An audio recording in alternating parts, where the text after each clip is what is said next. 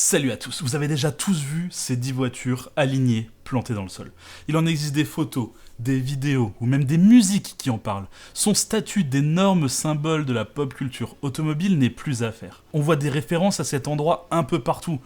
Que ce soit des copies avec des Cox, avec des Airstream ou des références plus ou moins directes dans des films comme Cars, ou même jusqu'à dans des publicités bien de chez nous, comme avec cette pub Renault dans les années 2000. Ces 10 voitures semblent être partout, mais très peu de monde connaissent leur histoire. Pourquoi sont-elles là et depuis quand? Aujourd'hui, on parle de Cadillac Ranch. 10 Cadillacs plantés le nez dans le sol, alignés dans un champ du Texas à côté de la route 66. Comment un truc pareil arrive? Déjà, la première idée qu'on pourrait avoir, c'est de se dire que c'est un gros coup de pub de la part de Cadillac. Sauf qu'en fait, c'est tout l'inverse. L'histoire commence au début des années 70 avec deux architectes californiens, Chip Lord et Doug Michaels, ainsi qu'un étudiant en art, Hudson Marquez. Enfin, ils se décrivent comme architectes, mais ils sont à mon sens bien plus proches d'un collectif d'artistes. Ils ont créé ensemble Ant Farm, leur cabinet d'architectes. Mais ils travaillent à l'envers, ils dessinent un bâtiment et ensuite cherchent un client pour le réaliser. Bon, du coup, la plupart du temps, ça reste sur le papier. Mais ils font aussi pas mal d'œuvres d'art, ou en tout cas, j'ai l'impression qu'ils utilisent le prétexte de l'art pour faire des trucs qui les amusent. Par exemple, dans une interview où ils expliquent qu'en 1975, leur voiture de société a été accidentée, une Cadillac de 1959.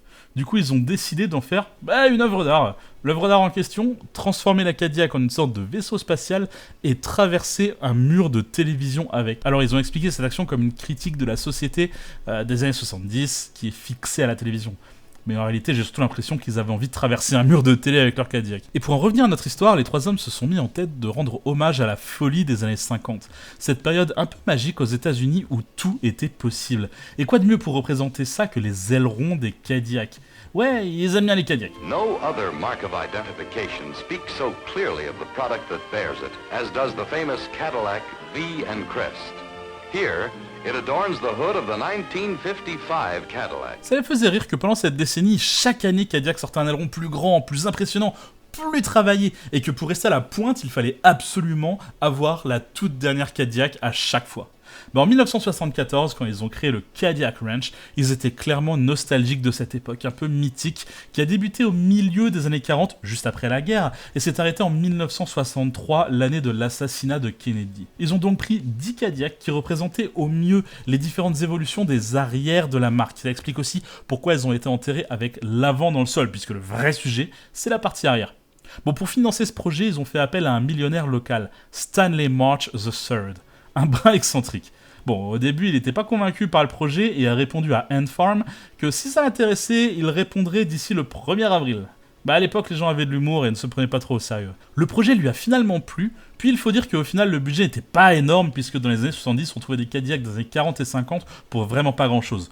En fait, le budget total pour trouver les 10 voitures était de $3000, ce qui équivaut environ à $20 000 de nos jours, donc environ 19 000 €. Et puis Stanley adorait inventer des histoires, donc avoir un champ avec 10 Cadillacs semi-enterrés, c'était un terrain parfait pour raconter les pires trucs dans les interviews, ce qui n'a clairement pas facilité les recherches pour cette vidéo. Il a vraiment fallu discerner ce qui était vraiment arrivé, des conneries que pouvait raconter Stanley. When people say to you, what are those 10 Cadillacs doing out there in your wheat field, what do you answer? Depends on who they are. When I get a chance, I lie to them.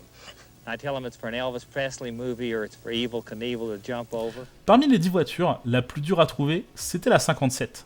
Mais la plus chère, c'était la plus ancienne, la Fastback coupée de 1949.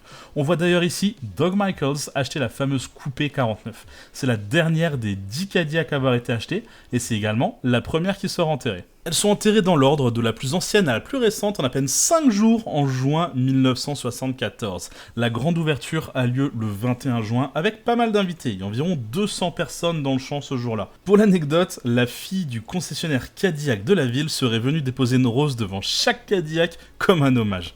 Pour Ant Farm, comme pour Stanley, cette œuvre d'art est juste une grosse blague, donc aucune précaution n'est vraiment prise pour éviter les pillages ou le vandalisme. La seule chose qui est faite, c'est les enjoliveurs qui sont attachés pour éviter de tomber.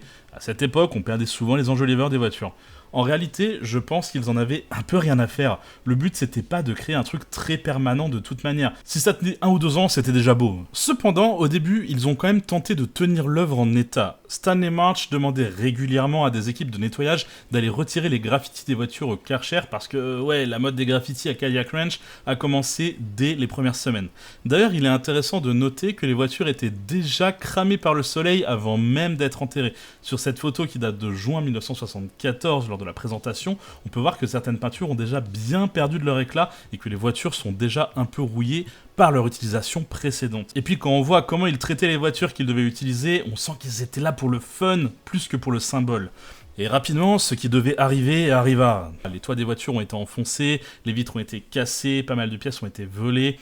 Et plus l'œuvre gagnait en popularité, et plus Stanley voulait la sauvegarder un peu. Alors il a fait souder quelques pièces en place à la fin des années 70, notamment les roues. Sur cette photo datant de 1981, soit 7 ans après l'installation de l'œuvre, on sent qu'il y a encore un vrai effort qui est fait pour maintenir les voitures propres et en état. On arrive pendant quelques années à maintenir les voitures à peu près propres, mais des pièces finissent quand même par tomber. On voit sur cette carte postale qui doit dater du milieu des années 80, le coffre de la Coupé 49 qui semble être au sol, le pare-choc arrière également, les vitres et les intérieurs semblent avoir disparu depuis quelques temps déjà. Et puis au cours des années 80, il est décidé de laisser les graffeurs s'approprier l'œuvre. C'est comme ça que Cadillac Ranch est devenu ce qu'on connaît aujourd'hui. Un grand tableau à ciel ouvert où tout le monde peut ajouter sa touche. Mais ça ne veut pas dire qu'on a arrêté de s'occuper des voitures pour autant. La réalité est tout autre.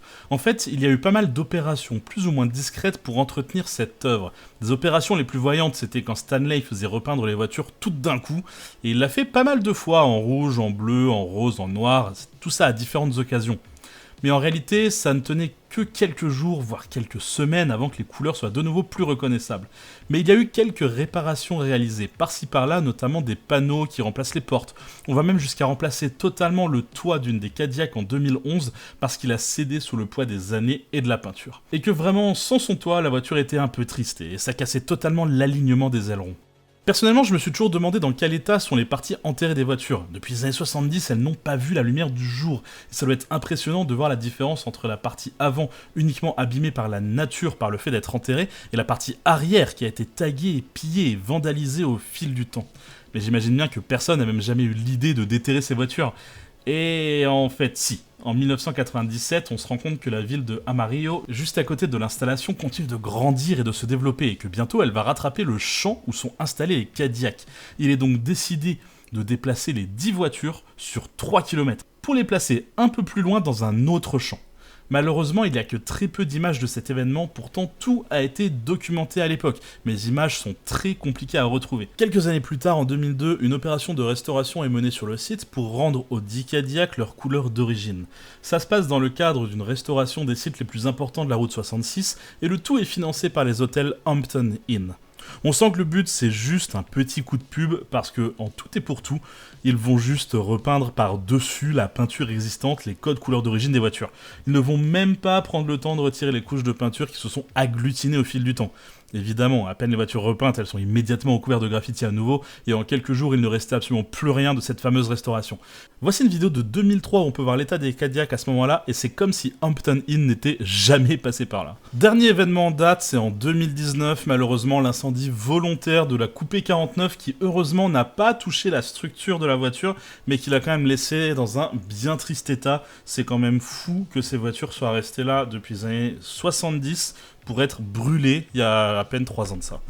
Bon, si d'aventure vous passez par la route 66 aux abords de Amarillo, vous pouvez vous arrêter pour voir le Cadillac Ranch, l'entrée est gratuite. Je sais pas si ça vaut le coup, personnellement je suis jamais allé, mais ça doit être intéressant de pouvoir voir ce monument de ses propres yeux, rien que pour voir toutes les couches de peinture qui s'agglutinent là-dessus depuis des dizaines d'années. D'ailleurs, il y en a certains qui s'amusent à retirer certaines de ces couches pour les ramener chez eux. Par contre, il faut faire attention parce que depuis la relocalisation, les voitures sont assez régulièrement inondées, donc si vous passez un jour de pluie, vous n'allez peut-être pas pouvoir vous approcher des voitures.